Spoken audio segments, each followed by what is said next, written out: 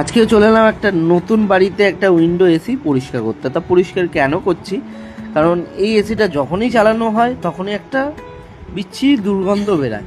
তো কেন বেরায় তার রিজনটা আজকে খুঁজে বের করব। এই দেখুন, এই যে ইঁদুরটা মরে ফ্যানের মধ্যে আটকে আছে, এই দেখুন পোকাও হয়ে গেছে, দেখতে পাচ্ছেন। তো তারপরে ইঁদুরটাকে বের করলাম, উদ্ধার করা হলো।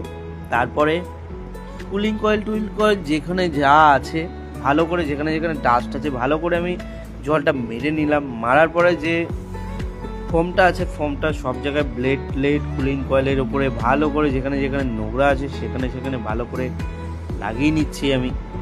যে লাগানো হয়ে গেছে, কমপ্লিট হয়ে গেছে, দেখুন ফোম সব জায়গায় লাগিয়ে দিয়েছি।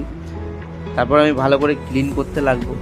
এই যে ফ্যানে ট্যানে ভালো করে আমি স্প্রে করে ভালো করে ক্লিন করতে লাগলাম। ময়লাগুলো বেরাচ্ছে, দেখুন কি ময়লা হয়েছে এর মধ্যে। তারপরে ফন্ডে যেসব ক্যাবিনেটগুলো আছে, নেটগুলো আছে, সেগুলো ভালো করে ক্লিন করে নেব। এই যে তারপরে ক্লিন হয়ে গেছে, তারপর ভালো করে আমি এসিটা ভালো করে মুছে টুছে নিলাম।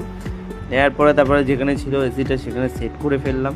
তারপর ফ্রন্টের যে ক্যাবিনেটটা আছে সেটা লাগিয়েও ফেললাম।